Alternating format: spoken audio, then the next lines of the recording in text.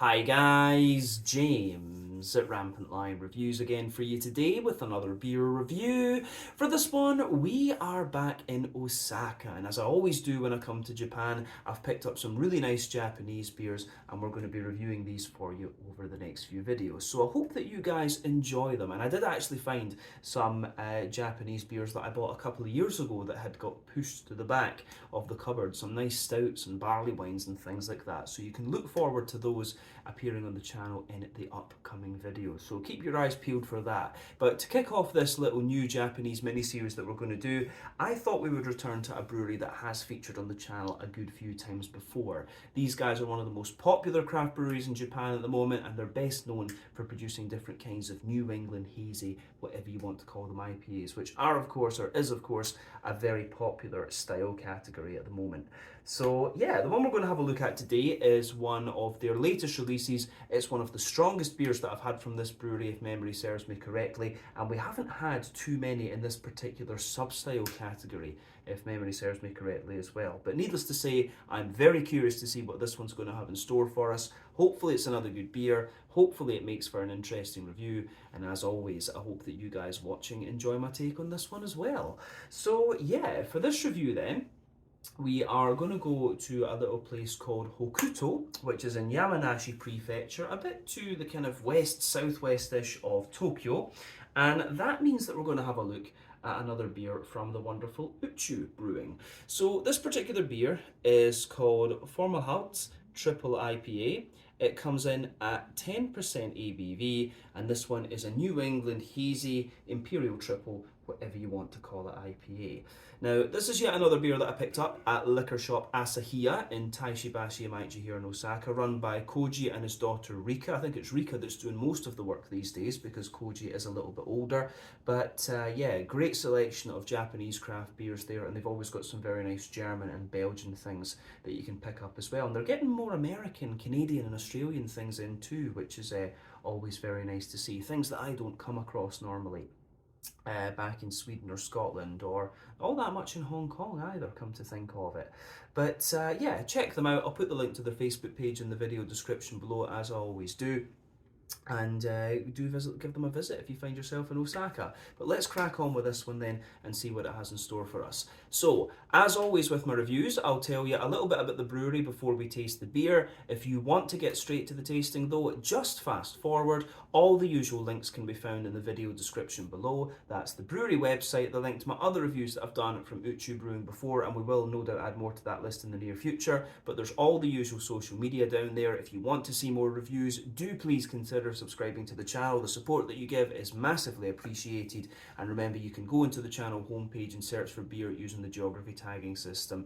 You can just go in there, use the search bar, put in your hometown, state, county, province, prefecture, whatever you like, and if I've reviewed beers from the area that you search for, they will pop up. Failing that, you can check out the playlist of beers from different countries. You'll find this one in the Japan playlist along with many other things, and that is being added to quite regularly at the moment as well. So hopefully you guys enjoy that. But let's crack on then and have a little chat about Uchu Brewing then. On to my brewery notes. So Uchu Brewing, as I've mentioned to you already, are based in Hokuto in Yamanashi Prefecture, in pretty much in the middle of Japan, actually, I guess we could say. And the company was founded back in 2017 by Masahiro Kusunose and Rumiko Suzuki. So these guys both came from a background in agriculture, and they first encountered craft beer over in the US, in Portland and Oregon in particular, and they found that they loved the different personalities that each brewery had, and so they wanted to bring some of this craft beer culture back with them to Japan. So Masahiro is the main brewer, and Rumiko mainly does the kind of marketing and business side of things, but does also take part in the brewing and the farming side of things too. So they started their farming activities back in 2009 under the name Space Farmers, and they grew rice and vegetables without pesticides. But in 2016 they planted hops for the first time, and they do have their own hop fields right next to the brewery, and they often hand pick the hops that go into their beers. But today they run miso making and rice paddy workshops in the brewery as well. But to get the brewery started, they raised over 3 million yen through crowdfunding. They used this to build the brewery facility in Hokuto, And much of the construction of this initial facility was do it yourself. You know, they just did it. But they sold their first beers in 2018, and then they expanded the brewery in 2021 with a second round of crowdfunding, which raised over 17 million yen. But the next year in 2022, they raised a further 12 million yen, and this was used to open their first tap room, which is called Roadside Station Kobuchisawa, and you'll find this about 15 kilometers to the kind of northwest of the brewery. But the name Uchu, Uchu Brewing, literally translates into English as space brewing, and as a result, a number of their beers are named after different stars and things like that. And yeah, Fomalhaut, if I'm pronouncing that correctly, is a star that's about 25 light years away from the sun or from Earth. I'm not sure exactly how they measured it, but yeah, about 25 million light years away. And I think it's one of the most visible ones in certain parts of the sky, if memory serves me correctly. It's been a long time since I did my astrophysics stuff, but yeah, 25 light year away star, so a pretty close one by when it comes to astrophysics. 25 light years isn't that far away in the grand scheme of different stars and things.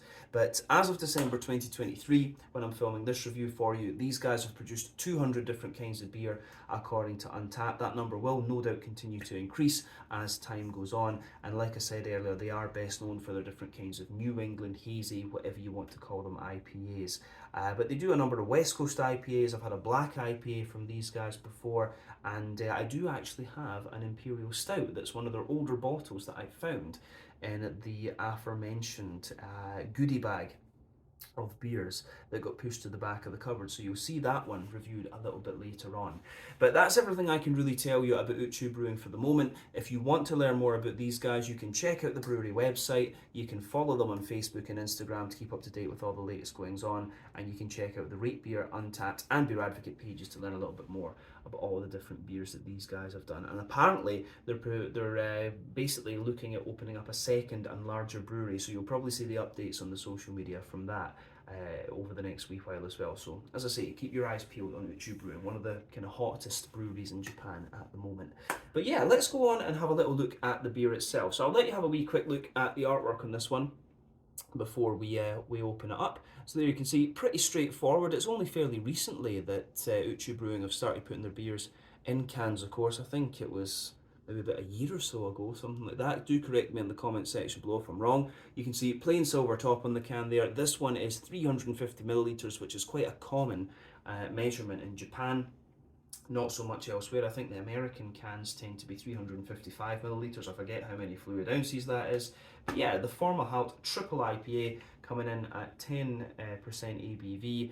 This one is an all Simcoe IPA. I think it uses T90 pellets, but I know for definite that it uses cryo as well. So yeah, let's get this guy out into the glass and see what it has in store for us. It says best before. This is batch number 813 apparently, but this is best before the 21st of February 2024. So let's get it out into the glass and see what we have. I'm guessing, I think Uchu like to put 3 months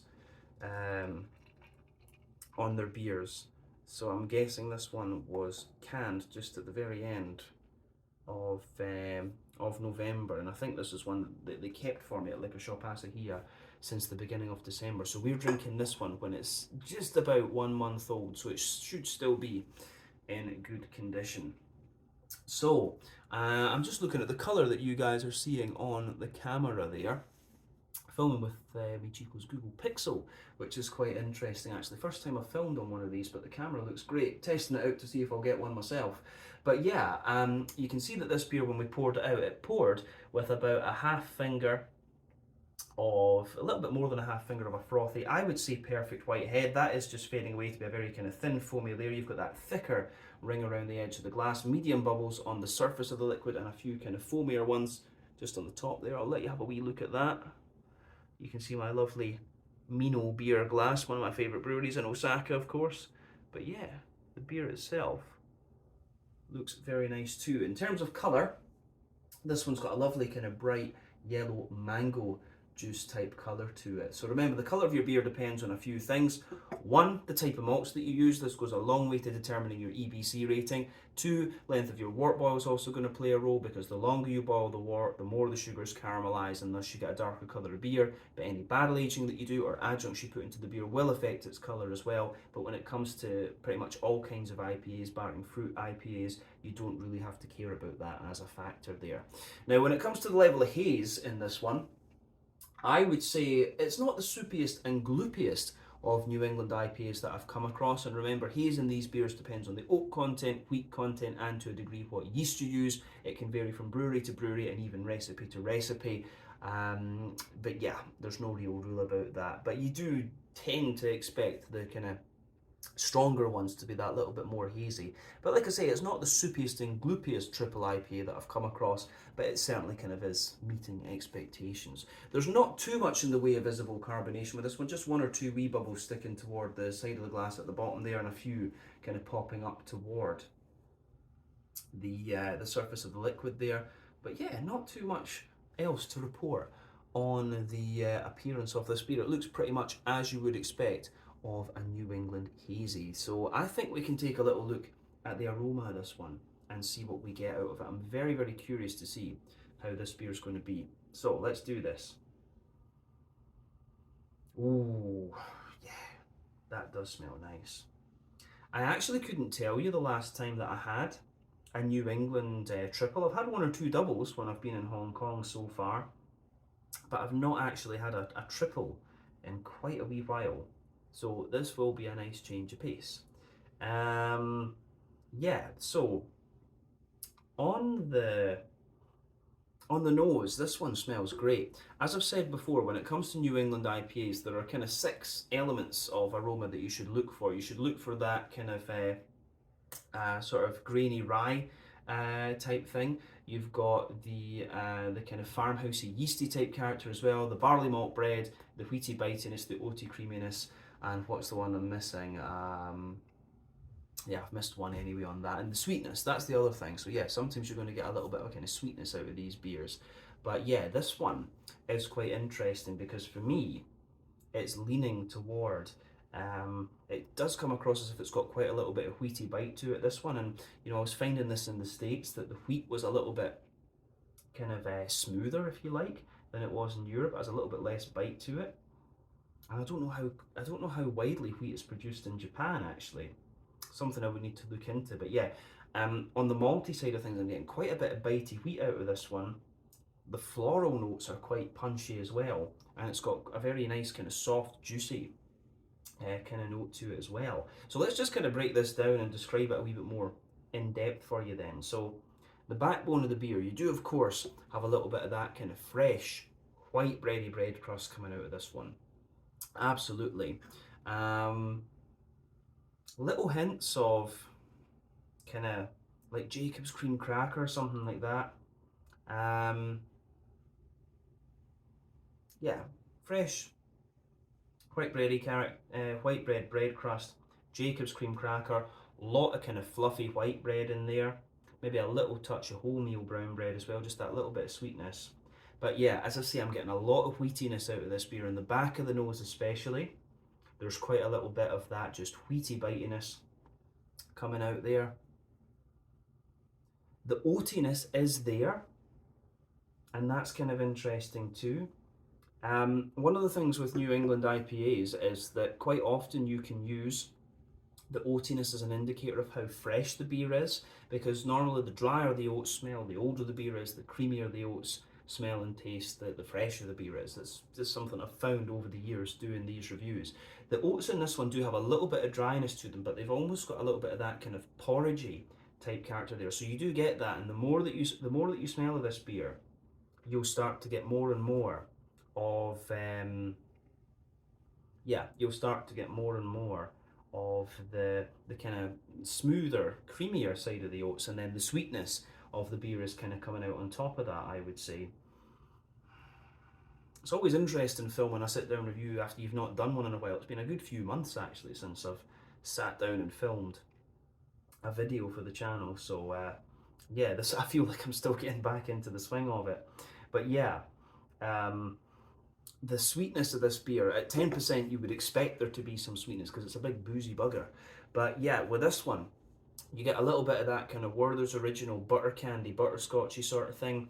And it's quite bright. I find the sweeter side of this beer to be really quite bright. But I think at that, we've covered everything we need to in terms of the malty side of the beer. Let's focus on the hoppy side of things now. So, green component, there's a teeny bit of earthiness in there. Lovely big kind of floral aromatic sort of thing as well.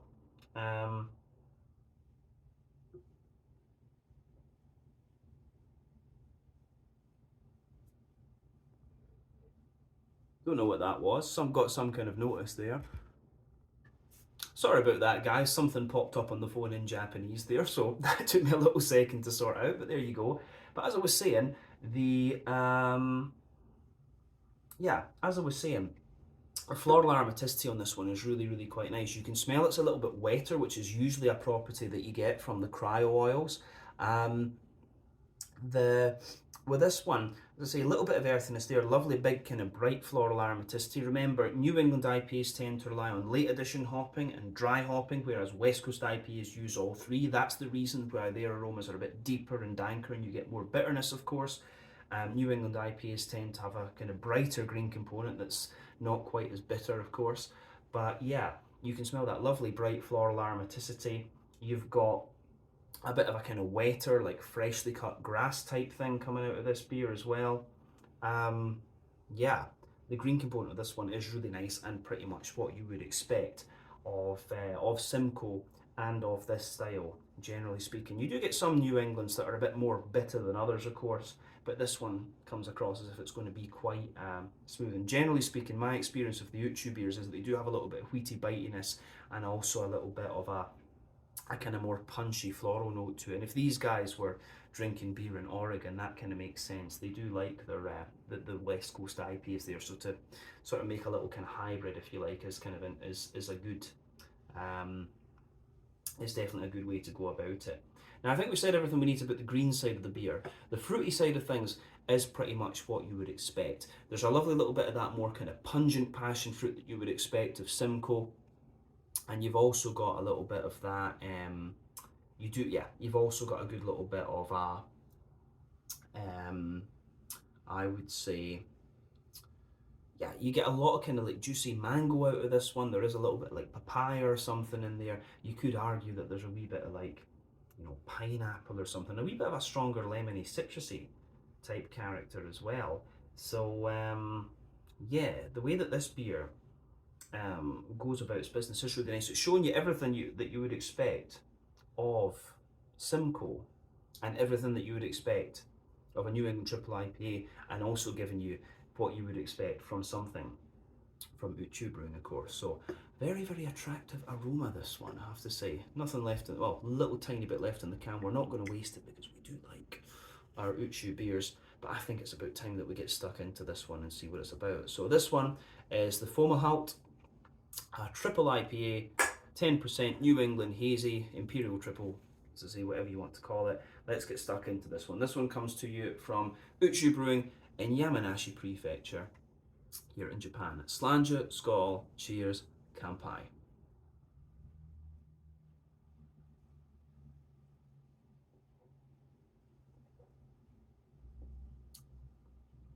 Ooh, that's good. That is very nice. Wouldn't expect anything less of Uchu Brewing, of course. I'm sure we've had one or two triple IPAs on the channel from them before, but not madly many. I think we've had quite a few doubles, we've had quite a few singles, but yeah, only one or two triples, and it certainly does the job. It certainly shows you what you would want from this style. So let's crack on with this and see and just break it down and describe it for you a bit more in depth. But yeah, my kind of impression of this one from the aroma was right. It's got a bit more of a wheaty bitiness to it. It has got a bit of that kind of more bitey green component, and with it being 10%, it's got a little bit of a boozy punch to it, which you do want. If you're going to get a triple IPA, you want to know it's a triple IPA.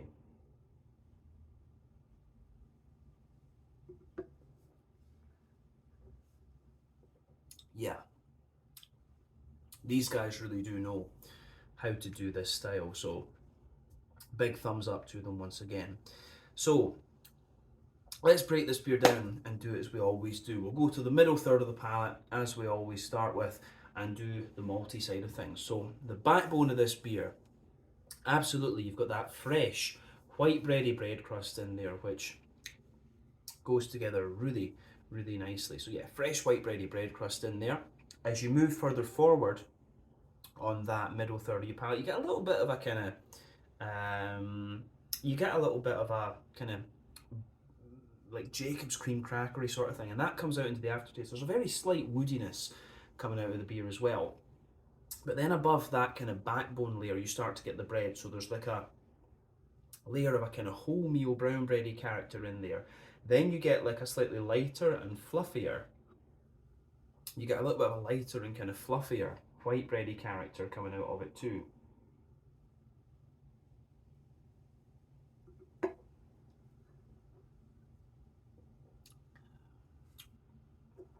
So yeah, there's a little bit of that fluffier white bready character in there. And then above that, you can feel the wheatiness. And the wheat, as I say, the wheat in this beer, I think does carry quite a little bit of punch to it. Yeah, I do wonder, maybe it's European wheat that's in this. I know they do like their German malts in Japan, so if this was some kind of German wheat, that wouldn't surprise me. The American wheat, as I saw a few months back, is very, very smooth compared to the it's very smooth compared to the European stuff, I have to say that. But yeah, on top of the kind of wheaty layer then, if you go down that middle line of your palate, you've got a lovely, big, oaty, creamy sort of note out of this one. So yeah, you can feel the oats, the creaminess of the oats go right down the middle line of your tongue. Yeah, the oaty creaminess goes right down the middle line of your tongue. As you move further out from that, you start to get a little bit of the more kind of oaty dryness out of this one, which is nice. And yeah, it gives you a little bit of that kind of porridgey character to it as well. But it's a great beer, this, as I say, lovely, lovely stuff.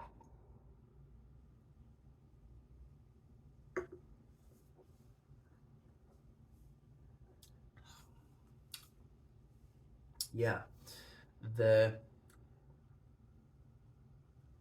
on top of that kind of oaty layer, you start to get the sweetness. Like in the middle of your palate, you can feel that little circle there where the kind of boozy side of the beer starts to show its head. So for me, the boozy side of this beer, you can feel, yeah, you can definitely feel you've got a bit of that kind of, you've got a bit of straight up sweet caramel on the dead centre of your palate, but then under that, it's like a kind of Werther's original butter candy, butterscotchy sort of thing. And yeah, as I say, that's the alcohol coming out of the beer. So yeah, the way that that goes together is quite nice. Maybe you just get a little slight hint of like McVitie's digestive biscuit as you go toward the edges of the palate there. But yeah, that's the middle third of your palate in this beer, definitely. So yeah, the back third of your palate then, as I often say, the back third of your palate will show you similar flavours to what you get on the middle third of your palate, just at different intensities. So you can feel in the base of that back third of the palate, the bread crusty character is just that little bit lighter. It's that little bit kind of more dry, I would say, as well, that little bit more dry and grainy. The brown bready layer that's in there is just a little bit lighter and more airy. Then the white bready layer is there, and above everything else, you can feel that really. You can feel the kind of the the crux, if you like. What's the word I'm looking for? The kind of, not culmination. You can feel the real punch of that wheaty bitiness there. You can really feel that on the top of that back third of your palate, which is great.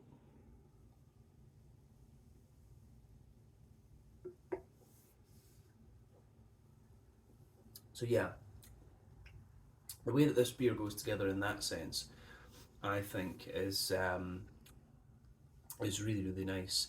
Yeah, so big wheaty bitiness there, and then above all of that, you're starting to get some of the kind of yeasty notes out of the beer. And the yeasty side of this one, for me, you get that little kind of doughy, yeasty kind of character there. It's got, and that, as I say, sits above the wheaty side of things.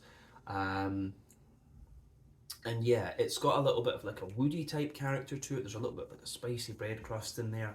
And yeah, but definitely back third of your palate, you can feel the flavour is just taller. Then as you come further forward into the middle third of your palate, it just kind of condenses down and squashes together that little bit more. But yeah, the way the malty and yeasty side of the beer just kind of lingers there into the aftertaste. I think it's great. I do think the way that that goes together is really nice. Yeah, onto the hoppy side of things then. Green component. Back corners of the palate, you absolutely do get a little bit of earthiness in there. As you move further forward, there's a little bit of herbal character, but as you push further and further forward toward the kind of front corners of the palate, you get this really nice kind of big floral aromaticity in there. There's a wee bit of dankness to it as well, which I'm guessing will come from the T90 pellets. And of course, remember, deeper, danker characters come from the early edition hops, usually within the first hour of the wort boil. A New England IPA, or any IPA for the most part, has a 90-minute or thereabouts wort boil. But yeah, you can feel that little bit of deep dankness there, which you do want from a bigger, boozier beer like this. Around the front curve of your tongue, you've got a bit of a lighter, grassy sort of thing in there, and you've got some nice kind of floral aromaticity as well, which I think is great. So yeah.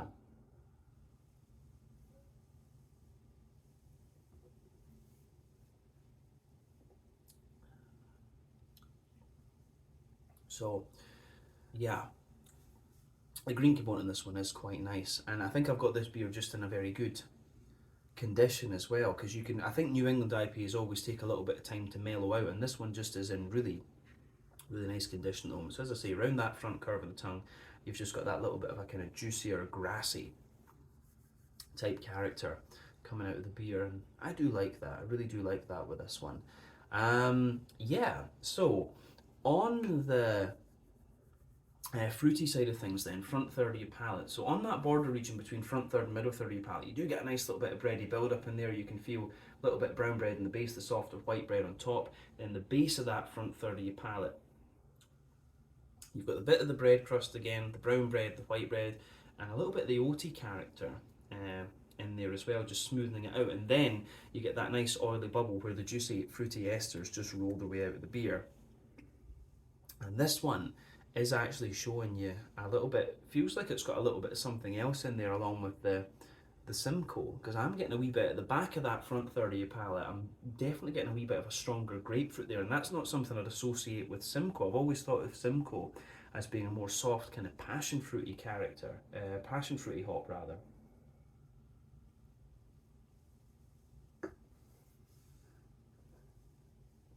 But yeah, that is really nice. Yeah.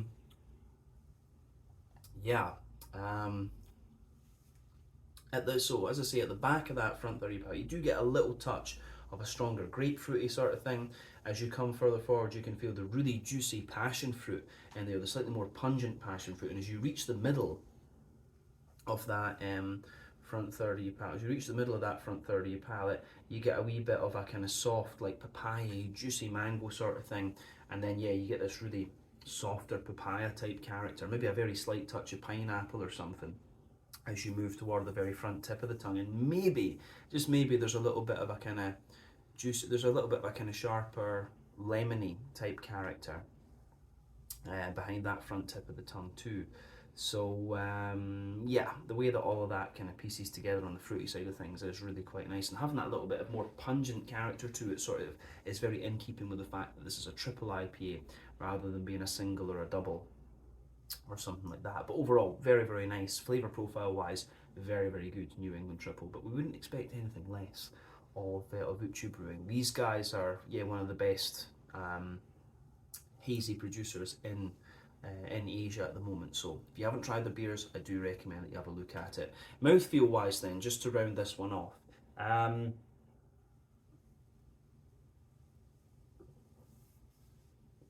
yeah, for me, bottom end of full bodied, top end of mid bodied, smooth carbonation.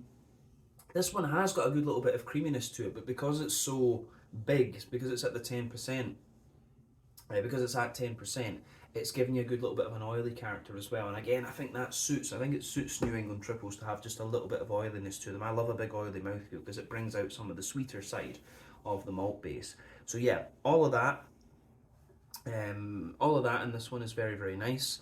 All of that in this one is very, very nice. On the malty side of things, as I said, this one, it's got a little bit of dryness to it, good little bit of creaminess, and it's also got a really nice little bit of just like big sweetness in there, which covers the booze. The IBU count in this one, I want to say this one is maybe about 50, it's either 40 or 50 IBUs. It has been a wee while since I've had a New England triple IPA, and you would expect the triples and the doubles just to be that little bit more bitter. So I want to say 40 or 50 IBUs with this one. But as I say, my palate might be a little bit off in that regard. The fruity side of things is really nice and juicy and very slightly oily, which is very nice and in keeping with the style. But yeah, I don't think we really need to say anything else about this one. It's got a really nice big kind of thick mouthfeel, which is what you want from the New England IPA, with just that slightly little bit more oiliness, which brings out the sweeter side. And that suits the fact that it's a New England triple. So yeah, I think we can leave it at that for this one. This was the Fomalhaut triple IPA, 10% ABV, one of my first triple IPAs from Uchu Brewing in Hokuto, Yamanashi Prefecture here in Japan. I think we only had a triple IPA. We might have had one triple West Coast and one triple New England over the last couple of years. But yeah, these guys, one of the best IPA producers in Japan and also Asia at the moment. So yeah, check out their beers if you get the chance. But yeah, once again, thank you for watching my beer reviews. Until the next time, please like, subscribe, share, all the usual YouTube stuff. Let me know your own thoughts on this beer in the comment section below. Let me know what your favourite beers are from Uchu Brewing as well. And I do have another one to have a little look at a few videos down the line. So keep your eyes peeled for that. This one was great, and pretty much if you like this style, you will like anything within that style category that you'll find from Uchu Brewing. But check out my social media, check out theirs, and I will see you guys in the next review. Slàinte, skål, cheers, and kanpai.